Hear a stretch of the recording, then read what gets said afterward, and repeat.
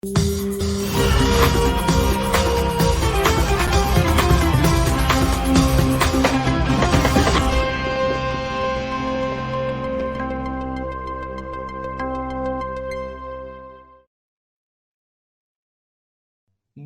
bem, pessoal, 7 de junho, quarta-feira, 7 horas da manhã, tudo bem com vocês? Estamos começando o Desperta ICL de hoje, ao vivo em todos os canais do ICL, também lá no canal do Eduardo Moreira. Você pode nos acompanhar pelo YouTube, pelo Facebook, pela Twitch, pelo Twitter e pelo Instagram. Então, bem-vindas, bem-vindos a todo mundo que está por aí. Já vai deixando seu like, vai deixando seu comentário também, vai mandando de onde você nos assiste. Muito bom sempre ver de onde a comunidade ICL está teclando, né? Taubaté, tem gente da Alemanha, tem gente de Taubaté e tem gente da Alemanha, né? A gente vai de um lado para o outro. Tem gente de onde mais? Rio de Janeiro, Volta Redonda, Porto Alegre. A galera já está comentando aí, né? Muito bem chegados, aliás, para todo mundo. Hoje não temos os nossos queridos Jimmy e Pedro Falcão, né? Porque eu estou fazendo o programa remotamente, estou em Buenos Aires, na capital da Argentina, vim participar aqui de um festival de cinema de direitos humanos. Aliás, ontem foi a transmissão de um filme brasileiro muito bacana, muito legal. Vou deixar depois nos comentários a dica para vocês irem atrás, mas o filme ainda não está no cinema, tá rodando aí os festivais, né?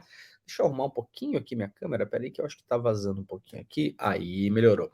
Está rodando os festivais primeiro, né? Os festivais estão voltando agora, depois da pandemia. O cinema tem um outro ciclo, né? Mas foi muito legal ver ontem o cinema aqui na área do Congresso, aqui em Buenos Aires, um cinema antigo de rua chamado Galmon, um cinema bastante importante, cheio, lotado, 2 sessões para ver, prestigiar o cinema brasileiro. Sensacional, parabéns para todo mundo que participou de ontem do filme. E boa sorte no resto da caminhada aí do festival, né? Muito bem, galera. Quem puder, deixa seu like, deixa seu comentário e aquela coisa que eu sempre falo de manhã, se você puder, pega o link e transporta por aí o link para as pessoas que você conhece, joga lá no grupo de WhatsApp, joga lá na sua rede social, joga no seu Facebook, comenta naquele post daquele seu amigo que só posta fake news, para as pessoas chegarem aqui, ficarem mais espertas e mais bem informadas. Teremos hoje aqui alguns trechos da entrevista espetacular que foi feita ontem no N2, no ICL Notícias, segunda edição, com a Juliene, ex-esposa do Arthur Lira. Juliene abriu o jogo, entrega muita coisa sobre Arthur Lira. Algumas coisas ela já tinha falado, já tinha pincelado, já feito posts em redes sociais, mas ontem uma entrevista grande, completa, com todas as perguntas, uma entrevista técnica, jornalística, né, com a coisa como deve ser, aí com a ex-esposa do Arthur Lira, estava circundada do seu advogado, né? Porque não pode entrar em alguns assuntos, porque ela é uma pessoa que está sendo muito perseguida, segundo ela conta, e muito processada também. É alguém que não tem tido vida fácil nos últimos tempos, e fala aí sobre dinheiro na casa do Arthur Lira, malotes de dinheiro na casa do Arthur Lira, os negócios que ela via serem feitos, e também sobre como Arthur Lira, na visão dela, é uma pessoa perigosa. Essa palavra que ela usou ontem, né? Arthur Lira é um homem perigoso. Então a gente vai colocar 4 trechos dessa entrevista que foi dada ontem no N2. Depois que terminar o Desperta aqui, você vai assistir o ICL Notícias primeira edição. E depois que terminar o ICL Notícias primeira edição, você pode recuperar o link do ICL Notícias segunda edição de ontem e assistir a entrevista completa que foi feita lá no programa, tá bom? Então a gente vai começar o programa aqui dando uma passada meio geral nas coisas, nos acontecimentos. Primeiro grande acontecimento do dia, Deltan Dallagnol finalmente, né? Porque estava cassado oficialmente pelo Tribunal Superior Eleitoral, mas ainda se pendurava numa decisão lá de uma comissão da Câmara, né, da mesa diretora, na verdade, e caminhava como um deputado fantasma arrastando correntes pelo parlamento brasileiro, Deltan Dallagnol, né? Todo mundo fazia de conta que não via, olhava para um lado, olhava para o outro, e agora, finalmente, Deltan Dallagnol está fora da Câmara dos Deputados. Que história de ascensão e queda do Deltan Dallagnol, né? A do Moro ainda não está completa, acho que se completará também, mas a do Deltan é uma história impressionante. Eu vou mostrar, inclusive, aqui uma foto dele ontem na Câmara, e também um vídeo dele ontem na Câmara para a gente fazer mentalmente pensar um quem te viu, quem te vê, o que eram essas pessoas, todas elas muito poderosas, da Lava Jato, 4, 5 anos atrás, e o que são hoje e onde foram parar hoje. Então, destaque em toda a imprensa, né? Peguei ali a reportagem lá do estado de São Paulo, para ilustrar, mas isso foi destaque em toda a imprensa ontem. Deltan caçado com plenário vazio e isolado. Ex-procurador faz última aparição na Câmara. Ex-coordenador da Lava Jato é escolhido apenas por colegas bolsonaristas. Faz live e diz que sistema corrupto reocupa posições de poder. No último dia oficial como deputado federal, Deltan Dallagnol, do partido Podemos do Paraná, permaneceu a maior parte do tempo isolado, contemplativo e acolhido por apenas apoiadores do ex-presidente Bolsonaro. Apenas a presidente do Podemos, a presidenta, no caso, né, Estadão, do Podemos, Renata Abreu, estava no gabinete do ex-coordenador da Lava Jato, localizado no 7º andar do anexo 4, quando o Deltan recebeu a notícia de confirmação de sua cassação pela mesa diretora da Câmara. Por volta das 19 horas, Deltan desceu para o plenário da Câmara, na tribuna Alfredo Gaspar, do União Brasil das Alagoas, né? O estado lá da NASA, né? Da National Alagoas Space Association, por causa dos kits de robótica. Já vamos falar de Arthur Lira. Fica aí, chama todo mundo que, se você não viu a entrevista de ontem, vamos colocar uns trechos aqui. Ela é realmente impactante, tá? Segura aí que a gente já tem Arthur Lira no programa. Alfredo Gaspar discursava em defesa do colega caçado. Ali, Deltan foi abraçado por Adriana Ventura e Marcel Van Hatten, ambos parlamentares do Partido Novo. Aí está a foto, eu já vou mostrar uma foto maior para vocês terem uma ideia do grande apoio popular e dos deputados que Deltan recebeu ontem, né? O ex-procurador da Lava Jato foi cassado por unanimidade pelo Tribunal Superior Eleitoral no último dia 16 de maio. Segundo a corte, Deltan antecipou a saída do Ministério Público Federal para evitar eventuais procedimentos administrativos disciplinares e contornar, assim, a lei da ficha limpa. Naquele dia, foi Van Hatten e 4 deputados bolsonaristas que visitaram Deltan no gabinete para manifestar solidariedade. Nunca vi o Deltan assim, disse na ocasião Marcel Van Hatten. Ontem, portanto, o deputado caçado passou boa parte do tempo observando os discursos solidários dos poucos colegas presentes. A reportagem identificou que foram 9 deputados bolsonaristas ao lado de Deltan. A assessoria dele fazia lives gravando as falas dos colegas, como as do próprio Deltan. A que teve o maior número de visualizações foi durante a entrevista dada à imprensa na frente do seu gabinete, por volta das 18h30. 13 mil pessoas assistiam à cassação final de Deltan Dallagnol online. Os emojis mais usados pela audiência eram de choro e de coração. É o popular chola mais, né? Vamos mostrar aqui a foto espetacular, publicada ontem no Instagram lá do nosso querido Guilherme Amado. Para quem não está vendo o programa, está só assistindo, é uma foto que mostra o plenário da Câmara dos Deputados, fotografada do alto de uma tribuna, né? Ao fundo vemos a mesa, né? E nas duas laterais vemos todas as bancadas ocupadas pelos deputados, aquela imagem clássica que já conhecemos, né, da Câmara, com um detalhe: não tem absolutamente ninguém na Câmara, ela está completamente vazia, à exceção de um Deltan Dallagnol prostrado no meio do quadro, em pé, olhando para o vazio, né? Essa imagem essa foto foi tirada ontem pelo repórter fotográfico Igor Estrela. O Guilherme colocou o... É Igor Estrela? É isso? Vamos dar o crédito aqui, né, para o nosso colega Igor Estrela, repórter fotográfico lá de Brasília, foi quem tirou essa imagem ontem. E aí, para além dela, temos aqui uma imagem também compartilhada nas redes sociais. Essa imagem aqui eu não consegui encontrar o autor. Se alguém souber o autor ou descobrir o autor, pode mandar nos comentários pra gente aí, tá, gente?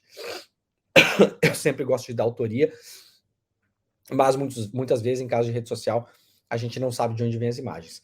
Isso aqui é Deltan Dallagnol, então, ouvindo o discurso de Marcel Van Hatten. Não colocaremos o discurso aqui, porque a gente não tem tempo para gastar com blá, blá, blá, né? Mas estamos vendo aí Deltan sentado sozinho na Câmara, olhando para o Marcel Van Hatten. Claro que não está fazendo isso para achar que para a gente achar que ele é bobo nem nada. Isso aqui é uma tentativa de criar imageticamente, claro, né, um momento da decadência absoluta do herói. Isso aqui diz muito para duas coisas. Primeiro, para a gente dar um pouco de risada, né? Porque a gente merece também, né? Claro, a gente olhar essa imagem com algum júbilo, né? Mas segundo, é claro que a carreira de Deltan Dallagnol, na cabeça dele, pelo menos hoje, não acaba hoje. Se a carreira dele estivesse acabando hoje, ele não se colocaria no que parece ser um ridículo de fazer essas imagens. Essas imagens estão sendo produzidas para ser uma espécie de momento baixo da caída do herói, né? Da sua grande jornada do herói, e ele espera, obviamente, num futuro, poder de algum modo voltar por cima, né? E então essas imagens dariam sentido, se reconfigurariam nessa volta por cima do Deltan, seja eleitoralmente, seja voltando para o parlamento através de algum recurso no STF, o que é possível ainda, né?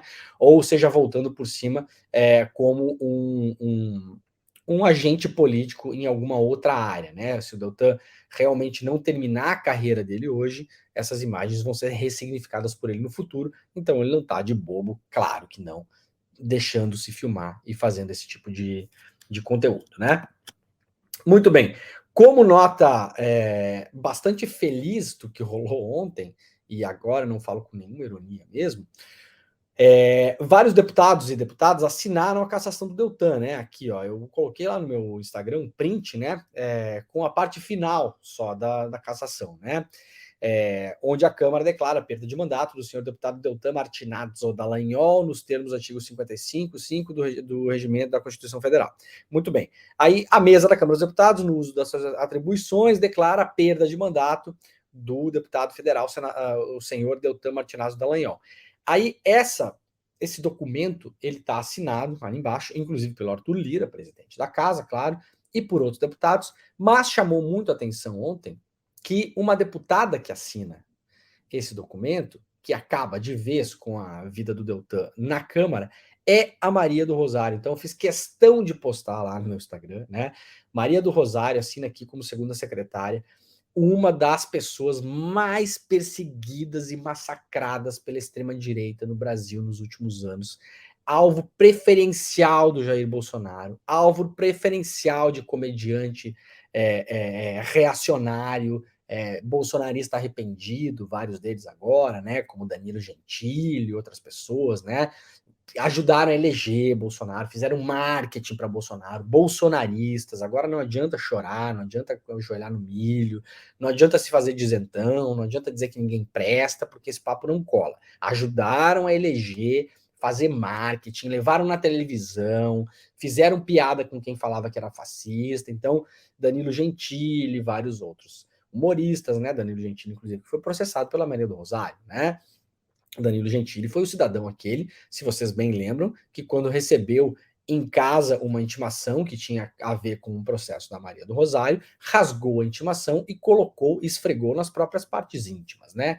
Então, por enquanto, a Maria do Rosário, não acredito que vá também no futuro assinar nenhum documento desses para dar uma porrada nessas no Danilo Gentili, mas no Deltan Dallagnol a porrada foi dada, tá aqui assinada, assinatura da Maria do Rosário no documento oficial de cassação de um dos homens que levou Bolsonaro ao poder. A gente não pode esquecer nunca que a Lava Jato, ela trilhou, ela facilitou, ela organizou o caminho da extrema-direita brasileira. Nunca nos esqueçamos disso. E a deputada Maria do Rosário foi uma das pessoas mais perseguidas, obviamente, também pelo fato de ser o quê?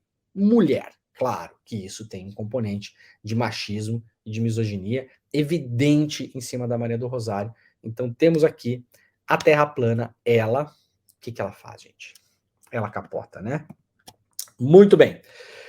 Vamos lá para o site Amazônia Real. A Amazônia Real nos lembra hoje aqui que o STF retoma o julgamento do marco temporal nesta quarta-feira. Reportagem do Leanderson Lima, publicada lá na Amazônia Real, ontem no final da tarde, né? O Supremo Tribunal Federal retoma nesta quarta-feira, portanto, hoje, o julgamento do marco temporal. Ele estava suspenso desde o dia 7 de setembro, quando o ministro Alexandre de Moraes pediu vista. No julgamento, o ministro e relator Edson Fachin votou contra o marco temporal. O ministro Nunes Marques, indicado pelo Bolsonaro, claro, votou a favor. A tese que é defendida pelos grandes setores econômicos, como ruralistas e mineradoras, diz que territórios indígenas podem ser demarcados desde que estejam ocupados até o dia 5 de outubro de 1988, data da promulgação da Constituição Brasileira. Esta tese exclui centenas de territórios originários que aguardam demarcação, incluindo povos que foram expulsos ou sofreram esbulho de suas terras ao longo de décadas. Então, é muito fácil você expulsar um povo e fala, não, vocês não estavam aqui em 5 de outubro de 1988. Nós não estávamos porque nós fomos expulsos daqui pelos senhores, né? O tema volta à pauta de julgamentos do STF após a Câmara dos Deputados aprovar, lembrem que a Câmara aprovou na semana passada, o PL 490, que delibera sobre o marco temporal. Saindo da Câmara, o PL 490 vai para o Senado. Diz o Rodrigo Pacheco, presidente do Senado, que o governo terá a vida mais fácil no Senado e que essas coisas não devem passar assim desse modo, como se diz, passando o trator e passando a boiada. No entanto, pouco importa a decisão que o Senado tomará. A decisão final, nesse caso, será do STF, porque o marco temporal é considerado pelo Ministério Público Federal, que já se manifestou, e pela Defensoria Pública da União, que já se manifestou, como uma lei inconstitucional. Então, temos que ver como vai o andamento do julgamento no STF, é o principal lugar onde se debate hoje, lembrando que o Fachin, né, que é o relator do caso, já votou contra a possibilidade da existência dessa demarcação de data, tá bom? Que mais? A Câmara votou, né? Foi aprovado, 283 votos favoráveis, 155 contrários. No início dessa semana, indígenas começaram a chegar a Brasília para acompanhar o julgamento do lado de fora da sede do STF. Eles estão acampados na cidade. A mobilização aconteceu em julgamentos anteriores que também foram suspensos. No ano passado, quero lembrar que também organizações indígenas estiveram em Brasília, fizeram um acampamento, inclusive, grande, importante, durante o debate do STF sobre o marco temporal, mas aí teve 2 votos e logo a sessão foi suspensa. Os povos indígenas iniciaram uma mobilização contra o marco temporal em todo o Brasil e também um novo acampamento em Brasília, disse em post nas redes sociais a articulação dos povos indígenas. Então, vamos ficar de olho nisso, né? O julgamento deve recomeçar, não deve acabar hoje, claro que não. Mas os indígenas grupos indígenas já estão ocupando a frente do STF, e ocupando de um modo muito diferente do que era ocupado até uns anos atrás, né, com lançamento de bombas para dentro e ameaça de prisão de ministros do Supremo, né. Aqui falamos ontem já, né, sobre um ano do assassinato do Dom Phillips e do Bruno Pereira, inclusive terminamos o programa ontem com um vídeo, né, aquele vídeo onde o Bruno canta na floresta, né. Muito bem, o que mais temos de coisa aqui no Amazônia Real? Também caso Bruno e Dom, indiciados, Colômbia e Jânio trocaram 419 ligações. Isso aqui é uma matéria que saiu anteontem, né, no dia que saíram muitas coisas, e mostra aí que finalmente os acusados do crime foram indiciados e agora responderão na justiça. Esses dias um amigo me deu uma dica, eu acabei não tendo tempo de seguir, até porque não faz muito tempo, foi na semana passada, sobre o marco temporal. Falou, olha, é o seguinte, lá no site do Senado tem arquivado as discussões que aconteceram durante a Constituinte de 88. Então não tem só o texto constitucional, mas há lá as discussões que levaram os deputados e senadores na época a chegarem, né, à conclusão e a chegarem ao texto final. E aí eu comecei a olhar, tinha muita coisa lá mesmo, tem muita coisa. Tem basicamente os debates, né, que os parlamentares fizeram para chegar no texto final. Então, por que tal palavra é usada assim? Por que tal palavra é usada assado? Por que tiraram uma frase? Por que colocaram outra? Por que inverteram a ordem de frases? Então, toda a Constituição brasileira, ela tem os seus porquês. Esses porquês foram debatidos anteriormente A conclusão final do texto, claro. E isso está arquivado no site do Senado Federal. Muito bem. No Jornal o Globo de hoje saiu uma matéria bastante interessante, né, dizendo o seguinte: notas da Constituinte de 1988 revelam preocupação de parlamentares com o direito de indígenas expulsos de suas terras. Emenda do senador Jarbas Passarinho visava proteger povos originários que hoje estão mobilizados para julgamento do marco temporal no STF. E aí é que fala, né, que completou-se 35 dias da Assembleia Nacional Constituinte e o Globo revisitou propostas, emendas e debates travados à época da redação da Constituição de 88 e descobriu que houve intenção explícita dos parlamentares de preservar os direitos indígenas expulsos de suas terras. Então, é esse o trabalho que eu queria ter feito, não consegui. O Globo fez muito bem, ótimo que isso aqui foi publicado. É você não pegar só o texto constitucional, mas pegar as discussões que levaram ao texto e as intenções primeiras em relação a ele, para que não reste dúvida. Então eu vou ler de novo aqui. O Globo revisitou as propostas, emendas e debates travados à época, quando se estava redigindo a Constituição de 88, e descobriu que a intenção explícita dos parlamentares que criaram a nossa Constituição de preservar os direitos de indígenas que foram expulsos de suas terras. Ou seja, não há nem na Constituição e nem nas discussões sobre o texto final nenhuma intenção de se fazer qualquer coisa parecida com algo chamado marco temporal. Tá? Importante, importantíssima reportagem do Globo de hoje.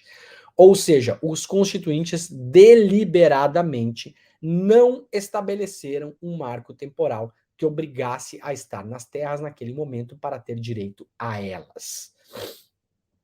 Tá bom? Ó, a matéria está publicada lá no Globo, eu não vou ler toda ela aqui, tem trechos dos debates, né? Tem recortes ali das conversas que tiveram os parlamentares na época, mas isso aqui deixa bastante claro que, para além do texto constitucional não delimitar marco legal, essa tese ainda é corroborada pelas discussões que tiveram os parlamentares em 88, antes de aprovar a Constituição, onde fica bastante explícito que eles optaram voluntariamente e deliberadamente por não optar por marco temporal nenhum, porque a disputa pelas terras, a luta pela terra indígena, não depende de um povo estar em cima dela em 5 de outubro de 1988.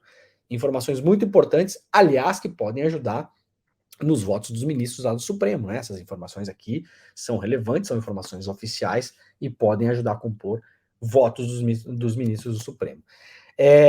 Para quem quiser tirar um tempo para ler a reportagem essa semana ainda, vamos lembrar que amanhã temos feriado. Amanhã, quinta-feira, dia 8, e sexta-feira não teremos Desperta, tá bom, gente? Não teremos o programa, estaremos em feriado, tá? Mas, se você quiser aproveitar esse tempo de feriado, tiver tempo para uma leitura mais aprofundada, o site Suma Uma publicou uma reportagem bem aprofundada sobre o marco temporal e os Xokleng, das crianças espetadas em facas ao racismo do governo de Santa Catarina. Suma Uma visitou os povos originários do território Ibirama-Laclanho, dentro da ação julgada pelo Supremo Tribunal Federal. Vítimas do extermínio há séculos, mais uma vez a violência ameaça os pequenos indígenas. Essa aqui é a etnia que deu origem ao debate atual sobre o marco temporal, tá, gente? Muita gente não sabe disso. É uma etnia em Santa Catarina. Santa Catarina não tem só prédio alto, né, e gente ruim lá, não. Tem etnia indígena, inclusive, lá em Santa Catarina, né? Isso aqui é uma causa já mais antiga, né? É a ação julgada pelo Supremo, ela se baseia nessa causa dos Xokleng. Por quê? Porque eles reivindicam uma terra que é historicamente deles, na qual eles não habitavam em outubro de 88.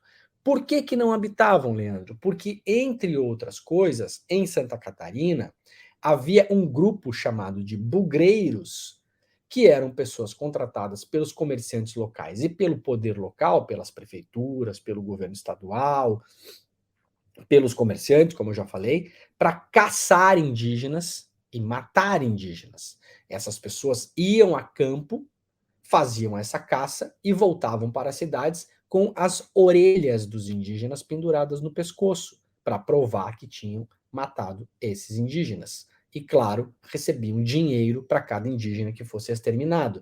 Isso, obviamente, empurrou os Xhokleng da área onde eles viviam e também depois teve um movimento de Estado. Eu conheço mais ou menos essa questão, já li bastante sobre ela, porque, enfim, é do meu estado de origem, um assunto que já me interessa há um bom tempo.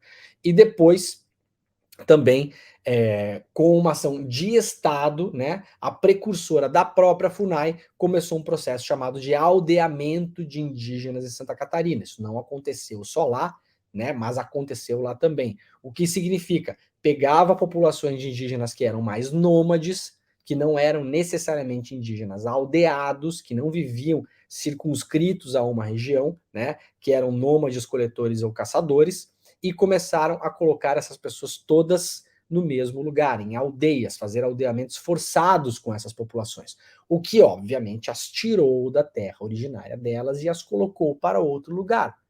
Por isso que é cada vez mais absurdo você pensar que existe uma data específica para que essas populações estivessem em cima da terra, porque de lá foram tiradas, né? Então, cada vez menos essa história faz sentido. O marco temporal e o Xhokleng, portanto, das crianças espetadas em facas ao racismo do governo de Santa Catarina, a Suma Uma visitou lá o território que é o centro da disputa hoje do Supremo Tribunal Federal. Eu sugiro que vocês leiam essa entrevista, o site é sumauma.com, entrem lá, a entrevista não, a reportagem está na capa, porque ela é a discussão mãe, né? Esse aqui é o paciente zero de toda a discussão sobre o marco temporal hoje. Esse é o caso que exemplifica o que está acontecendo no STF. Esse é o caso que vai ser julgado no STF e é ele que terá o que se chama de repercussão geral, né? Então o STF pega esses casos, decide sobre eles e depois tem repercussão geral sobre todos os outros que são similares a ele. Então leiam lá a reportagem da Ângela Bastos, direto de Florianópolis, né? Aliás, aqui logo no começo já fala, né, dos bugreiros, né? A Isabel Custócio, 77 anos, uma das anciãs da Xhokleng, traz no rosto as marcas da luta pelo seu povo, as cicatrizes da perseguição histórica simbolizada em matanças a tiros e no fio do facão com os bugreiros, como eram chamados na época, os milicianos que ganhavam dinheiro do Estado e também da iniciativa privada para decepar orelhas de indígenas. Muito bem. Vamos lá entrar em Arthur Lira rapidamente aqui, antes da gente cair nos vídeos do Lira. Grupo do dono Arroz Tio João teria metralhado de helicóptero casa de poceiros na ditadura. É muito difícil a gente ver no Brasil reportagens investigativas contundentes que investiguem iniciativa privada. Então fiz questão de trazer essa aqui, da agência pública. É cada vez mais raro, cada vez menos gente faz. Teve algum momento da imprensa independente brasileira que saiu, que teve mais, mas nos últimos tempos tá bem difícil de ver isso mesmo, né? Então, leiam a reportagem da revista pública que fala sobre o grupo do Arroz Tio João, que é um grupo arrozeiro gigantesco no Brasil todo, né? E que documentos e relatos apontam ainda a participação da empresa em conflitos armados no Pará durante a ditadura, mostrando que possivelmente esse grupo econômico teria metralhado de helicóptero a casa de poceiros na ditadura. De novo, aqui estamos falando por disputa de terras. Esse é o centro da América Latina toda, não é só no Brasil. Aqui na Argentina, falando com pessoas ontem, vendo os filmes aqui, vi alguns filmes argentinos no festival, né? Filmes que tratam sobre repressão, que tratam sobre ditadura. A terra está no centro das discussões de tudo que envolve direitos humanos na América Latina. É impressionante e como é histórico isso, histórico de centenas de anos, né? A América Latina não consegue resolver esse problema, não consegue porque, na verdade, sabemos que não quer, né? Muito bem, vamos lá para Arthur Lira. Primeira coisa, notícia ruim para nossa audiência aqui, né? Não chorem, crianças, mas temos uma notícia ruim. De todo modo, temos que seguir aqui o devido processo legal. O senhor Arthur Lira teve chance de se defender, que bom para ele, deu tudo certo no final, né? Lembram da ação que eu comentei ontem aqui, que o Arthur Lira estava se defendendo, contra a qual estava se defendendo no STF? Arthur Lira era acusado de corrupção passiva, né? Por ter recebido aí mais de 100 mil reais em um esquema de rachadão, tá? O Arthur Lira, ele estava a um voto de se tornar réu no Supremo Tribunal Federal. O que é que aconteceria caso ele se tornasse réu? Ele não poderia assumir a cadeira da presidência da República, né? A tal da linha sucessória, ele estaria fora dela, isso já é uma decisão do STF, e eventualmente não perderia o cargo de chefe da Câmara, de presidente da Câmara, ainda, mas o Supremo poderia começar a reolhar para a decisão, que inclusive poderia apeá-lo do cargo de presidente da Câmara dos Deputados. Muito bem, acontece que, no meio do caminho, a PGR mudou de ideia em relação à denúncia. A antiga procuradora regional geral da República, Raquel Dodge, tinha feito uma denúncia pedindo para o STF que tornasse Arthur Lira réu. A atual vice-procuradora, Lindora Araújo, já ouvimos o nome dessa pessoa várias vezes neste programa. Infelizmente, e falo isso com a maior tranquilidade, a Lindora Araújo mudou o entendimento e comunicou ao STF que a PGR não desejava mais denunciar Arthur Lira. Então, ontem, o STF, inclusive os ministros que já tinham votado para tornar Arthur Lira réu, voltaram atrás e o STF rejeitou a denúncia contra o presidente da Câmara, Arthur Lira. Notícia lá da Agência Brasil, o colegiado reviu sua própria decisão de 2019, que tornou o Lira réu na época, né? Por unanimidade, a primeira turma do Tribunal Superior Federal decidiu hoje rejeitar a denúncia apresentada pela Procuradoria-Geral da República contra o presidente da Câmara dos Deputados, Arthur Lira, por corrupção passiva. Ao julgar um recurso protocolado pela defesa de Lira, o colegiado reviu sua própria decisão, que em 2019 tornou Lira réu pela acusação de receber R$106 mil de propina em espécie. O caso remonta a 2012, quando um dos assessores parlamentares do deputado foi flagrado no aeroporto de Congonhas tentando embarcar para Brasília com a grana na mão. Após a ocorrência, Lira admitiu ter pago as passagens de ida e volta do assessor à capital paulista, mas alegou não saber nada sobre o dinheiro. A denúncia afirmou ainda que a propina teria sido paga pelo então presidente da Companhia Brasileira de Trens Urbanos, Francisco Colombo, com o intuito de angariar apoio político para permanecer no cargo, Francisco Colombo já falecido. Portanto, ontem, André Mendonça livrou para tirar a acusação contra o Lira, e os ministros que já tinham votado para tornar o Lira réu mudaram seu voto e voltaram atrás: Dias Toffoli, Alexandre de Moraes, Luiz Fux e Roberto Barroso. Portanto, Lira não é réu em ação penal no STF sobre corrupção passiva. Isso, por um lado, enfraquece muito a história de que o Lira estaria sendo perseguido, de que a ação do STF da semana passada de pautar esse assunto foi para livrar a cara do Lira, muito antes, pelo contrário. O assunto foi pautado, chegou na hora de julgar, era para complicar a vida do Lira, na verdade, né? A tese na semana passada é que o STF estava se metendo no assunto para complicar a vida do Lira, porque tinha tido uma reunião com o Lula, então o STF faria isso para emparedar o Lira, para ajudar o governo Lula. Bom, aparentemente os fatos desmentem as versões, né? As criações, né? Isso não aconteceu. O Lira, na verdade, se safou desse negócio no STF ontem.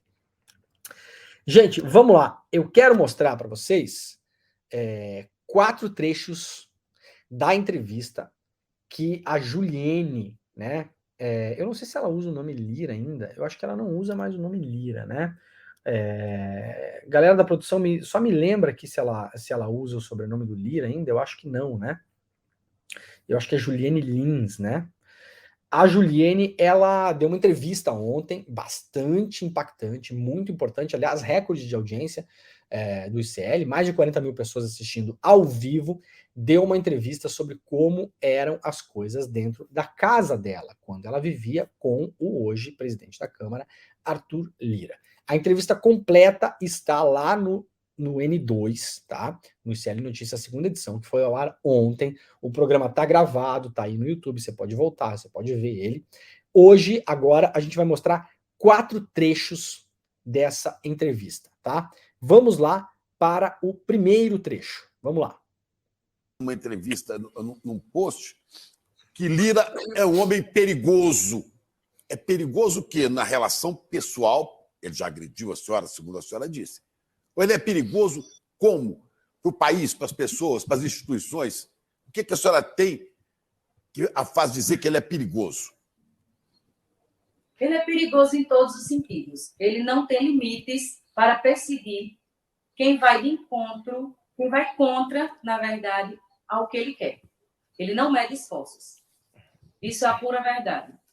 Ele usa os meios que ele tem e de que ele pode para perseguir, para agredir, para atingir. Ele não tem escrúpulos para nada. Ele é uma pessoa que ele realmente é do ser dele. Ele é uma pessoa vingativa, ele é uma pessoa ruim e ele não pode ser constrangido, porque ele sai do sério. Muito bem, esse é o primeiro trecho. Nós vimos ontem, inclusive, a cara do Arthur Lira, né? Ela falou, ele não pode ser constrangido porque ele sai do sério. A gente viu a cara do Arthur Lira ontem, né? A cara de constrangido dele, depois que a investigação da PF divulgou as imagens dos assessores entrando em carros e trocando dinheiro no hotel em Brasília. Vejam que ela faz até uma pausa quando ela fala que ele é violento, que ele é perigoso, porque a própria Juliane Lins, lembrando aqui, ex-esposa do Arthur Lira, fez uma denúncia muito grave de que ela havia sido espancada fisicamente pelo Arthur Lira, tá? Vamos lá, então, para o segundo trecho da entrevista. Bora lá. Não é fácil, mas eu preciso fazê-la. Se a senhora já foi ameaçada, agredida pelo Arthur Lira, no caso de resposta positiva, o que aconteceu? E com base no que a senhora acaba de dizer, que quem não rezar a cartilha segundo aquilo que ele manda, existem consequências, eu gostaria de perguntar se a senhora acredita que o Arthur Lira seria capaz de mandar matar alguém. Ele não... Eu não sei a minha pessoa, porque ele me ameaçou, inclusive disse que onde não há corpo, não há crime. E ele tenta me silenciar de várias formas, é por isso que eu tenho essa necessidade de estar sempre me deslocando de um local para outro que seja seguro. Eu não fico mais em Maceió porque eu não posso caminhar na praia, porque eu tenho medo, não é ele chegar e pegar e tá entendendo? Mandar, tipo assim, vai ser um assalto, foi um assalto, foi uma batida de trânsito, o cara disse, como hoje a gente vê diariamente nos jornais, desceu e discutiu, e eu não tenho nada a ver com isso. Entenda, eu corro um risco eminente de vida, sim, eu sei muita coisa, eu sei o que eu sei, e ele sabe que eu sei. Entendeu? A agressão existiu, sim. Eu fui obrigada, coagida, a dizer que não tinha ocorrido. E é uma coisa que realmente me machuca muito, assim, mas vai haver...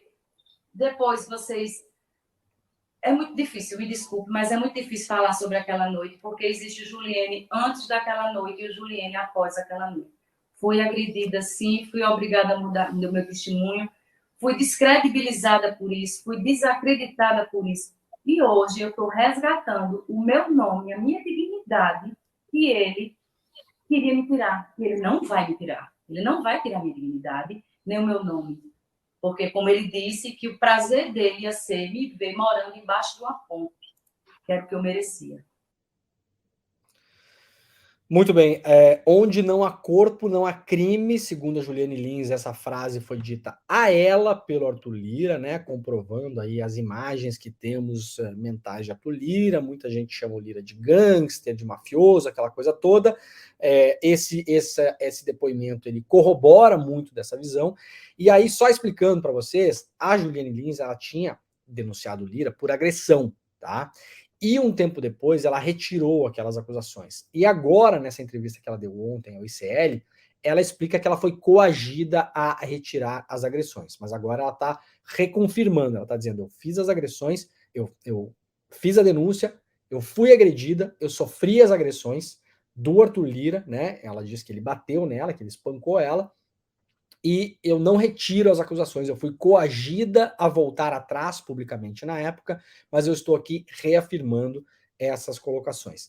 Tem outros dois trechos importantes que tratam sobre dinheiro, já que estamos aí nessa semana em que a Polícia Federal vem batendo na porta, desde a semana passada, de aliados do Arthur Lira. Vimos aí o cofre do Viagra, vimos aí malas de dinheiro, vimos imagens de pessoas trocando sacola por dinheiro dentro de carro, vimos os valores envolvidos nisso, quanta grana foi aprovada, vimos a grana que foi parar em Alagoas para os tais dos kits robótica, né? Então, dentro de tudo isso, ontem na entrevista, os nossos colegas aqui do ICL perguntaram também para ela em relação a dinheiro, se circulava dinheiro em casa, se ela via dinheiro, se ela sabia dos negócios do Arthur Lira. Vamos lá, então, para o primeiro trecho referente a essa questão.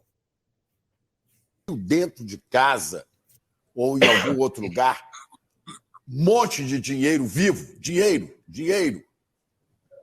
Dólar ou real? Dólar ou real? Vi real. Vi sim, real. Quanto mais ou menos que a senhora chegou a ver, o máximo? Eu não lembro, porque... Sabe aqueles malotes de banco? Sei. Chegavam lá, os malotes de banco, e abria, e eu mesma ajudava. Tire tanto para fulano, bota no envelope tanto para ciclano, tira ali, passa ali. Para quem? Chegava na sua casa? Chegava na sua casa? Outra coisa, não era ele que chegava com os malotes de dinheiro, não. Era sempre alguém que trazia. Com as malotes, com as malas, aquelas bolsas de viagem. Não era ele que chegava com aquela malinha lá.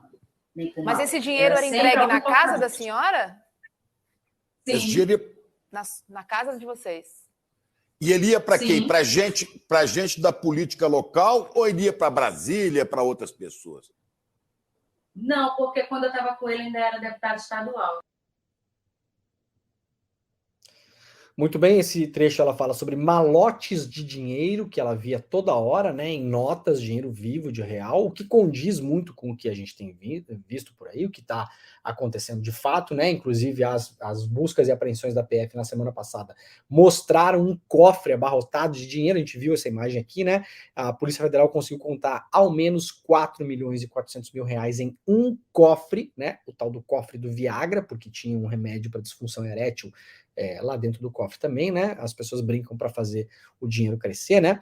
Então, isso aí, mais um indício, né? Um depoimento franco, aberto, da ex-esposa do Arthur Lira, a Juliane Lins, dado ontem ao N2, né? Acusações gravíssimas. Vamos lembrar que várias dessas acusações ela já havia feito oficialmente, inclusive, né? Ela recorda na entrevista, eu peço que vocês assistam a entrevista na íntegra depois, ela recorda, olha, várias dessas coisas eu já falei, mas eu sempre fui como mulher inferiorizada, descredibilizada, eu fui obrigada a mudar minha versão em relação ao espancamento que eu sofri, né? E tentaram me calar, tentaram me silenciar com ameaças e assassinar de fato a minha reputação, e eu temi também pela minha vida, temo pela minha vida, ela falou ontem nessa entrevista que foi ao ar às 6 horas da tarde ontem, lá no ICL Notícias, segunda edição, tá? Então a gente vai para um último trecho aqui, estamos aí com 15 mil pessoas ao vivo agora, então quem estiver nos ouvindo e quiser, por gentileza, pega o link, geralmente eu faço isso quando estou vendo o programa um pouquinho atrasado também, tá? Pega o link, manda para as pessoas que você quer que vejam esses trechos da entrevista e diz para a pessoa, olha, clica nesse link aqui e volta lá na barrinha, volta uns 5, 6 minutos para você ver os 4 vídeos, para quem não conseguiu ver a entrevista toda. Ontem a gente está resumindo ela hoje aqui com 4 vídeos de coisas que são importantes. Não tem só isso na entrevista, a entrevista é muito maior. Vamos lá então para o quarto e último trecho dessa entrevista. Disse ainda em 2019, abre aspas, que o patrimônio que ele oculta supera os 40 milhões de reais, fecha aspas. Isso há 4 anos. E antes disso tudo que a gente sabe que aconteceu em termos de emenda do relator, do governo Bolsonaro. A senhora tem alguma noção de quanto seria o patrimônio que o Arthur Lira oculta hoje, em 2023?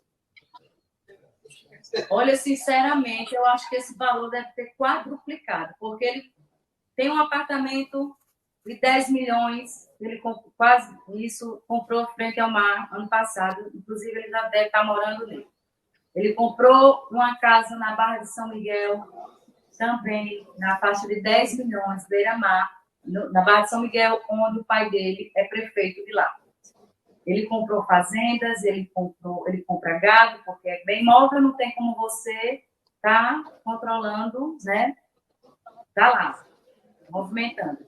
Mas, com certeza, o patrimônio dele quadruplicou ou mais, eu nem sei, eu acho que está não quero nem dizer números para não estar errada. Por isso que eu não falo em números, porque fica muito difícil. Mas realmente ele deu um boom.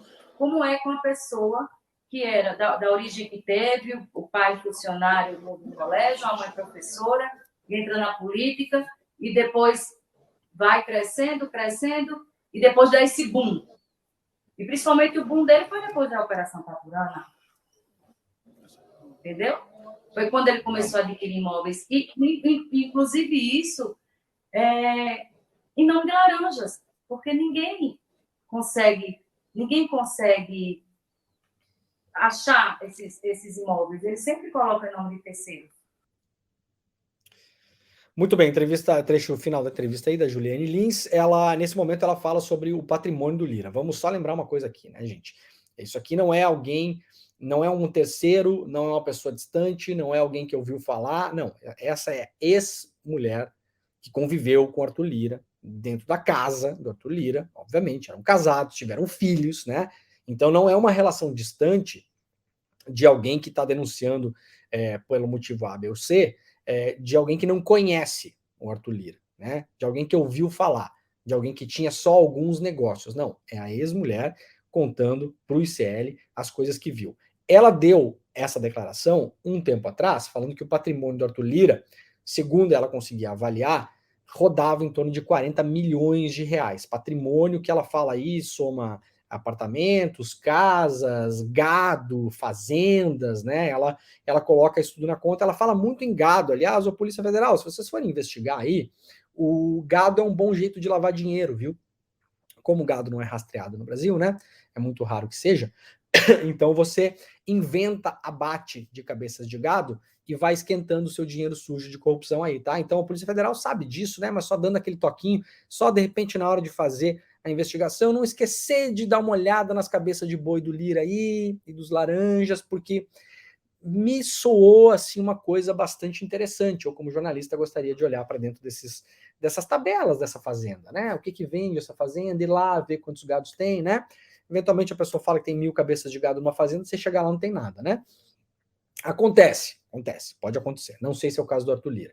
E ela fala, diante da provocação do César Calejon, que fez a pergunta, se ela ainda acredita que o patrimônio do Lira é esse, e ela fala, eu acho que esse patrimônio quadruplicou, é uma conta que ela, é um chute, né, claro, ela não sabe disso propriamente, né, mas ela fala, eu acho que isso aí quadruplicou, se quadruplicou, estamos falando aí em 160 milhões de reais, né, mas de novo é um chute, mas ela de todo modo acha que esse suposto patrimônio do Lira de 40 milhões de reais aumentou muito nos últimos anos, quando o Lira adquiriu cada vez mais poder, e vamos lembrar sempre, jamais esquecer, o Lira se tornou o que é hoje, inclusive se há enriquecimento ilícito nos negócios do Lira, segundo esse esquema denunciado pela ex-mulher dele ontem ao ICL, deve-se graças ao senhor Jair Bolsonaro. Jamais esqueçam disso.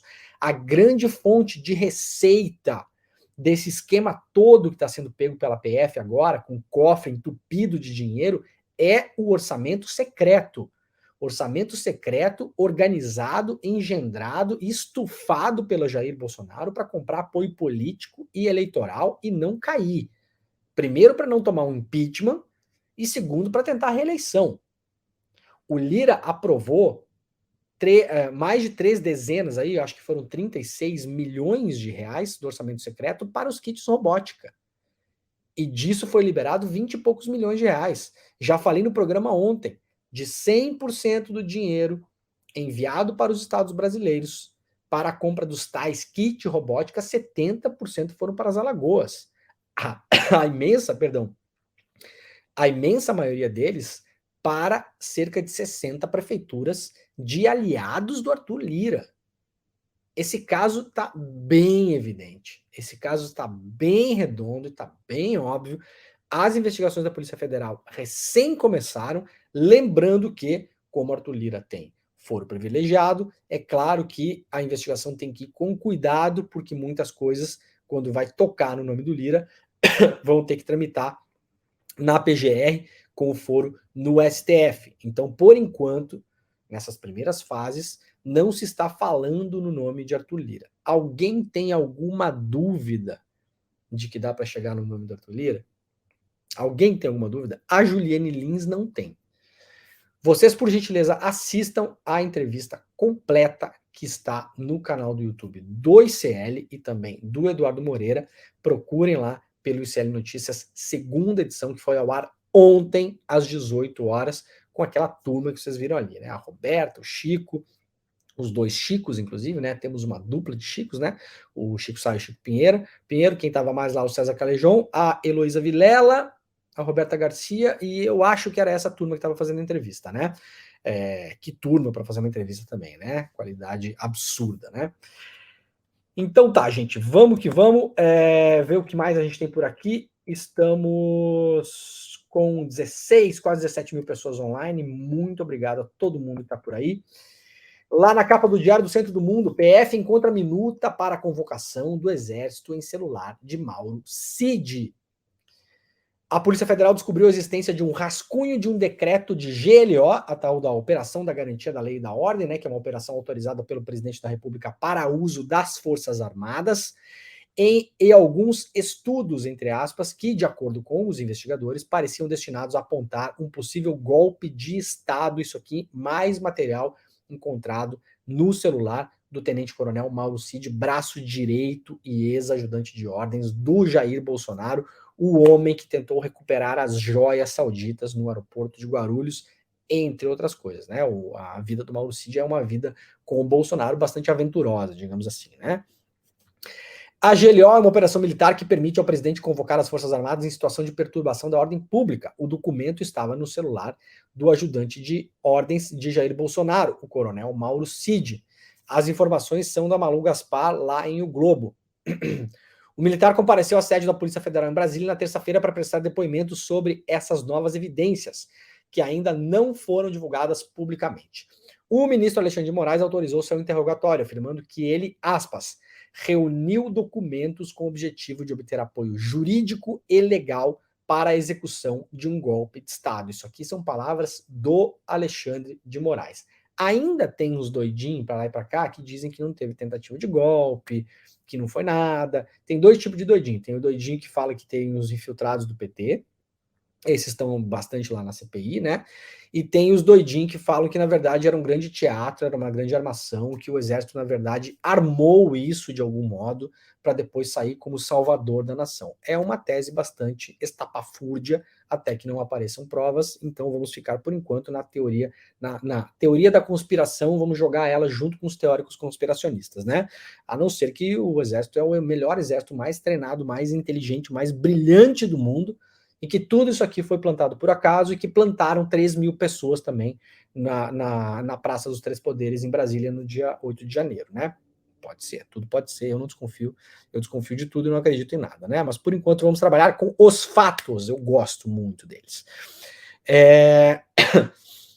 Então disse o Alexandre de Moraes, o tenente-coronel Cid reuniu documentos com o objetivo de obter apoio jurídico e legal para a execução de um golpe de Estado. Segundo o despacho do Alexandre de Moraes, o material tratava da possibilidade de emprego das Forças Armadas em circunstâncias excepcionais, destinadas a garantir funcionamento independente e harmônico dos três poderes da União. A Polícia Federal realizou uma busca na residência do ex-presidente Jair Bolsonaro em Brasília, isso aí já 1 mês e meio atrás, né? A intenção era descobrir quem elaborou esses estudos e para quem eles estavam sendo compilados, entre outras questões. Até o momento, não há indícios de que o material tenha sido enviado a Bolsonaro por meio de celular. Durante o depoimento, a procuradora da República, Lindor Araújo, olha ela de novo aqui, né? Participou de forma virtual, mas Cid optou por permanecer em silêncio e se recusou a falar. Os documentos apreendidos com Cid estavam em mensagens trocadas com o sargento Luiz Marcos dos Reis, que foi preso juntamente com ele no início de maio, durante uma operação que investiga fraudes nos cartões de vacinação de várias pessoas, incluindo aí a filha do ex-presidente da República, Laura, e também ele próprio. Reis deverá ser investigado pela Polícia Federal na quarta-feira.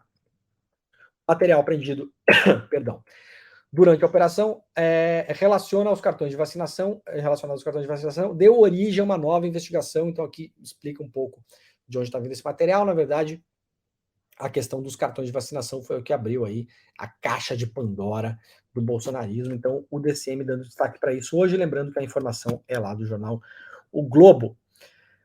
Revista Fórum, rapidamente aqui, assessor de Lira fazia parte de grupo de kit robótica no WhatsApp, quebraram já o sigilo do assessor do Lira e descobriram que eles tinham lá um grupo para falar sobre os tais kit robótica no WhatsApp. Agora nós vamos ver as coisas saindo e saindo e saindo aos poucos, né? Tacla Duran consegue habeas corpus no STF e vai depor a Câmara para desespero de Moro e Dallagnol. Traz a revista Fórum aqui. O ministro Dias Toffoli do STF concedeu nesta terça-feira um habeas corpus ao advogado Rodrigo Tacla Duran. A medida foi tomada para que Duran participe da audiência na Câmara dos Deputados, marcada para o dia 19 de junho.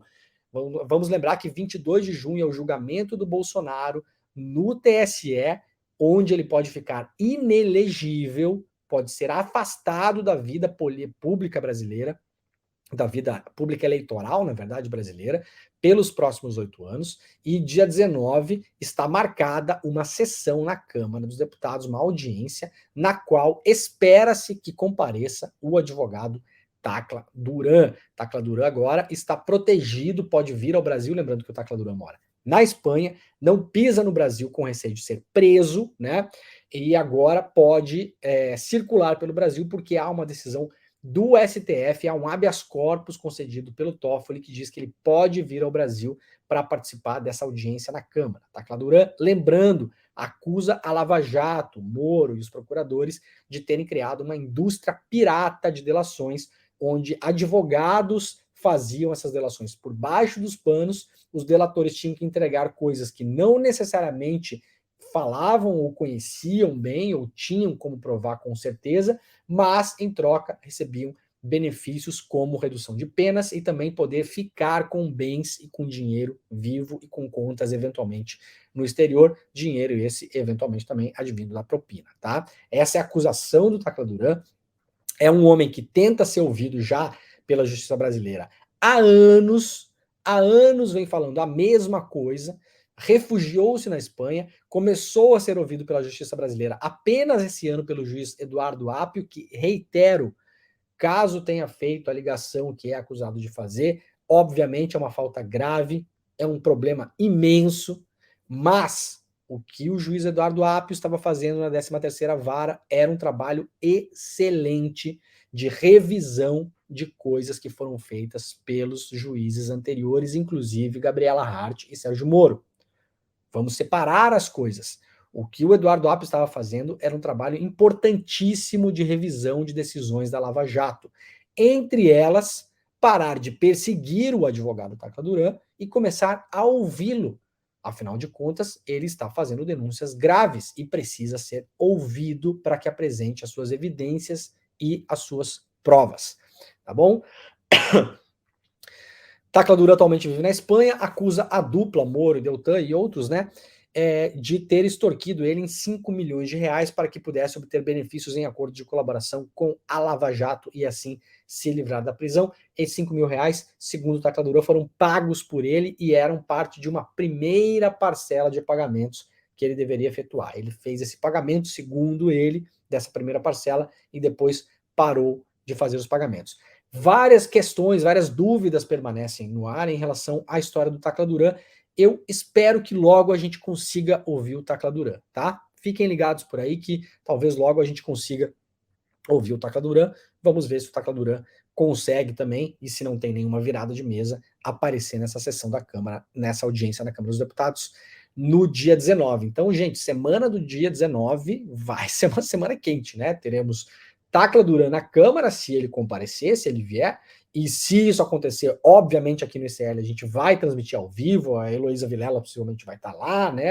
A gente vai ter essa cobertura, como a gente está fazendo com a CPIs agora, e dia 22 teremos o julgamento do senhor Jair Messias Bolsonaro. No Tribunal Superior Eleitoral, julgamento esse que pode tirá-lo das eleições pelos próximos anos, graças a Deus. É isso, pessoal, tínhamos mais um monte de notícia aqui, não vai dar tempo da gente passar por tudo. Voltaremos na segunda-feira, lembrando, amanhã é feriado de Corpus Christi e sexta-feira, então também não teremos o programa, eu vou aproveitar para dar uma despressurizada, né? Uma descansada, estou em viagem, então amanhã e sexta-feira não temos Desperta, voltamos na segunda-feira da semana que vem. Muito obrigado a todos. Cuidem-se, aproveitem o feriado também e agora vocês podem acompanhar o N1 ICL Notícias, primeira edição, que está começando neste exato momento. O link está nos nossos comentários. Se você acompanha no YouTube, no Instagram você pode pedir o link lá que o pessoal manda por DM para vocês, tá? Por direct message.